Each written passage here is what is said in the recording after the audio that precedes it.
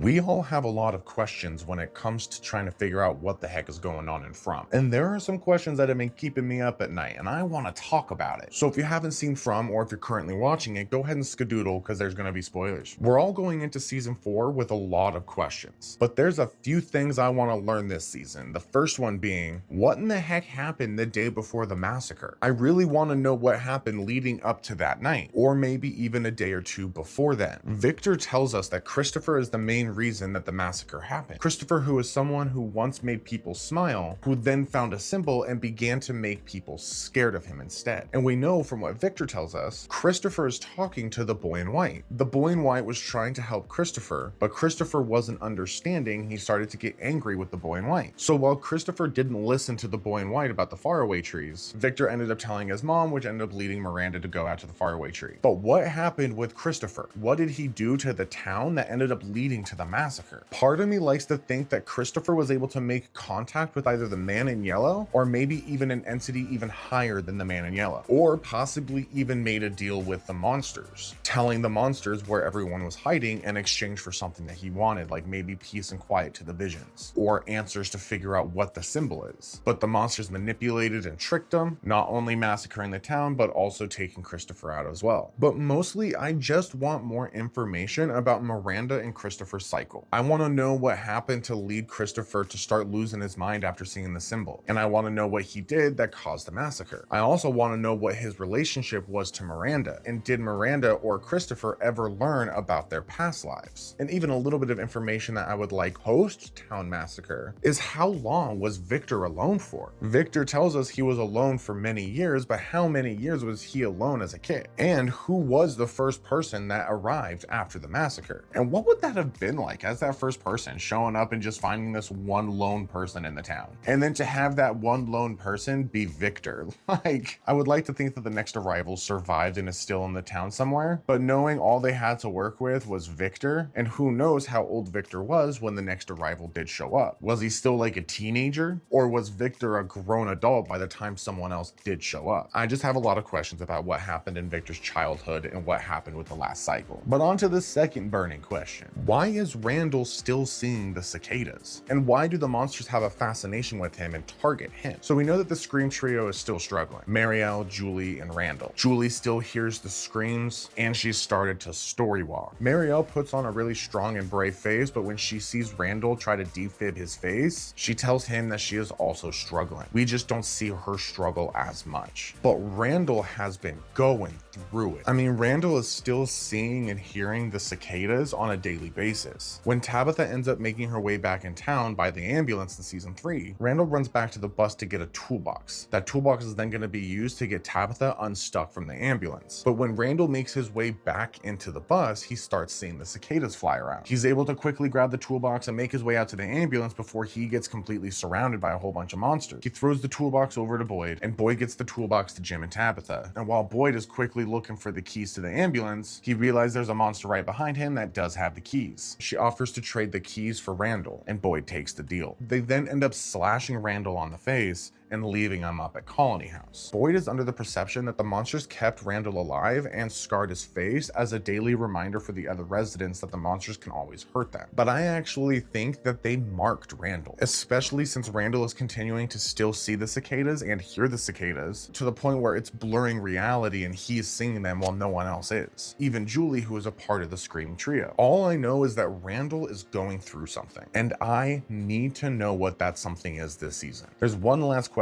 that keeps crawling around in my head. What were those spider webs all about? You know, the spider webs we saw back in season 1 when Boyd and Sarah went out into the woods. One of my biggest curiosities with the spider web is, why did Boyd see Abby all wrapped up in the webs? And did those spiders that bit Boyd really do nothing to him? Now, as far as Boyd seeing Abby and why he might have seen her, I think it might be because Boyd was recently thinking about Abby. The night before finding the spider webs, him and Sarah are talking, and Sarah says she heard something, and that something was something that Boyd's wife used to call him. So Boyd already feels Abby's energy out in the woods. Then the next day he finds the spider webs, hears her voice, and sees her. But it's not until he's out in the webs and he's trying to talk to Abby and help her that he realizes it's just a hallucination and there's a whole bunch of spiders crawling all over him. And several of those spiders from those weird webs bit into Boyd. So what if it's the spider bites that's changing Boyd. It's not the bugs that Martin put into Boyd's blood. It's not even the monsters that are breaking down Boyd that's changing Boyd. What if it's all of those spider bites and the venom that those spiders had that then led to all these changes? It's a small detail that would be easily overlooked when you look at the grand scheme of things that happened in the tower with Martin and the bugs in the blood, and with what happens with the music box and the screaming trio. In something like that, I just don't want to accept that it was just a throwaway detail. I might be reaching a little bit, and I'm totally fine with that. But when it comes to what those spider webs are, I think those spider webs can also tell us a little bit about the place itself. What if Fromville, being the little pocket dimension that it is